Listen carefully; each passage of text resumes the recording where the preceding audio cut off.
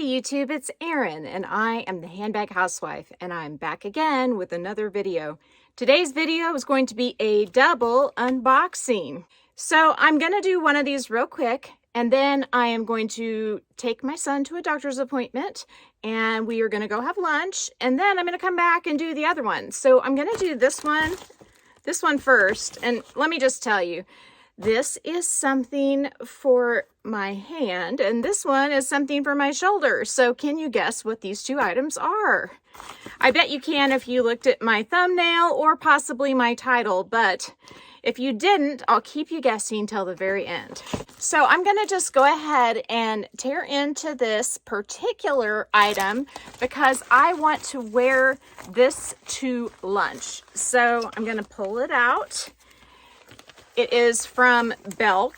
And by the way, I got another item like this particular item today that I already opened, and I'm gonna pop a picture of it in here.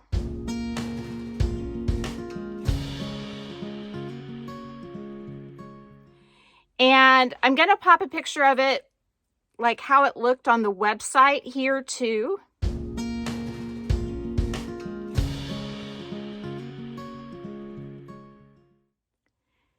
And I just want you to notice the difference between the elevation, like how much the stone sticks up on my hand versus on the website. And tell me if that looks the same to you, because I think it looks different. I think that the manufacturer sent out pictures and then they edited the ring afterwards because the stone was too big to fit into the setting. And for me, I just don't like how much it sticks up. So hopefully this one's better. So let's get into the box. So Belk is having a great clearance on Effy rings. And Effy is a company that does jewelry that looks a lot like David Yurman or Lagos. I'm not sure how you say it. I haven't ever bought a piece from them before. They have a lot of intricate detail work on the sides of their rings, as well as they like to mix 18 karat gold with the sterling silver. So this ring here, it looks pretty much the same. I mean, it's the same exact ring as the one I got the other day, the green amethyst, but the difference is the stone. So on the Effy website, the stone on this ring looks like it's the color of my shirt or maybe a little darker. And in person, it looks like it's almost the color of green amethyst, but it is just a little bluer. You can see from the side there, that's pretty true to color. It's just a little bluer than the green amethyst is. So I think it'll work. I think it's sort of a chameleon color that it'll work when I want to wear it with blue. I don't know.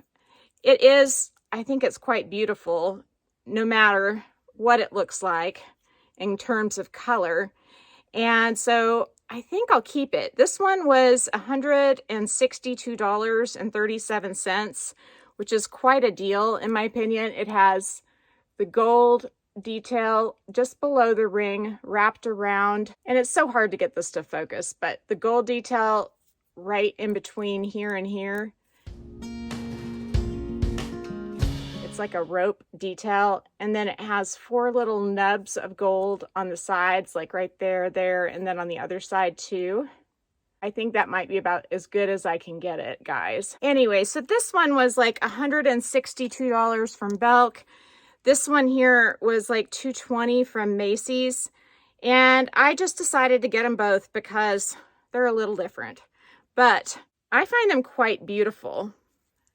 And I have a couple more rings coming from Macy's that are also Effy, and I'm not sure which ones I'm going to keep. They have free returns. Belk does not have free returns, and I contacted them because the website picture did look different in my opinion from the ring, but they would not send me a label. I have to pay for the return, which is okay. It was only like $6.40 insured. But if you do return a ring to Belk, make sure you call them because the return address is different than the address that is on their website. And so it may be a very long drawn out return process if you happen to ship it to the address that they tell you to ship it to on the website. They told me to keep track of the tracking, and once the item showed arrived, that I was to call them and they would check and make sure that it had arrived, and then they would refund me right then, and then it would process within like 10 to however many days. So sounds a little convoluted to me, but you know, it is what it is. And I did order one more ring from them, so I may have to do this all again. But the purple ring also just felt too wide to me from side to side. It sort of felt like my finger was wearing a turtleneck and was getting strangled. So I like when the ring is a little wider at the top, but then gets a little narrower back here. And that ring was just a little bit too wide. And it gives me a premonition that one of the Macy's rings that I'm getting for sure is not going to work because it's just way, way wide. But I am linking this one. This is Chalcedony, and I may be saying that wrong. And then, of course, this one's the green amethyst. Both are beautiful. Both are kind of in my color wheel. So I will get back to you after lunch and show you what the bag is. Oh, I said the bag. I'm sorry. I was going to keep you guessing. Oh, well, I will see you again real soon. Hey, I'm back. I bet you didn't even know I was gone, but I was. I was gone for like 3 hours. I got a lot of stuff done. Got the son his contact prescription, got lunch taken care of, got crickets for my leopard gecko, and what else did I do? It feels like I was all over the place, but I typically am, so I thought I would come back and do a quick unboxing of a Coach bag for you guys. I already let the cat out of the bag. You know that it is a Coach bag, in fact. So let's just say that this Coach bag is take 3, third time's a charm. Does that give you any hints as to what it is? Here we go. I don't know what that is. Oh, cool. This is like a old-timey Bloomingdale's looking newspaper sort of thing. I don't have time to read that. We got to get straight to business. You already had to wait for me to have lunch. I know that must have been pretty boring. Okay. So, chalk Pillow Madison. Let's see what we can see. There's the back. Guys, the chains are wrapped. That's a good sign. Let's take off the hang tag cover. The hang tag's looking pretty darn good to me. Now, remember, I've told you in the past that the hang tags, they're made out of what I believe is calf leather instead of lamb leather. They just feel a little hardier. It does have something on it. I think it's glue. If you look right there, see the black stuff? Pretty sure that's glue, and I think it will just come off with some tweezers. I can look at that here in a bit. I think it's going to be okay, though. So yes, on the hang tag there, that was just glue. It looked like it actually could be a crack. And I was like, oh my goodness, that's just nuts. I cannot believe it. So let me look over this bag and see what I can see. She looks beautiful. Pretty darn close to perfect. Let's look up close. So the quilting is done very well. I'm not seeing any major pulls or anything. There is slight wrinkling along the stitches, but I think that that's normal. What I was talking about on the last bag, there was actually wrinkling, a whole bunch of it right here and only right there, and it was really noticeable. There is slight wrinkling right here, but again, I think that's just a natural characteristic of the leather, nothing to worry about. I just went and looked at my other 3, and they all have a little bit of that. So let's look at the side and the back. The back is perfect. The bottom, beautiful. I think I'm going to just go ahead and keep looking, and hopefully it continues to be as good as it has been. There's a little bit of an indentation there, probably from the chain. Maybe it was stored inside at some point, not sure. The flap is pretty darn flat. See? I think I got a keeper, everybody. Yay!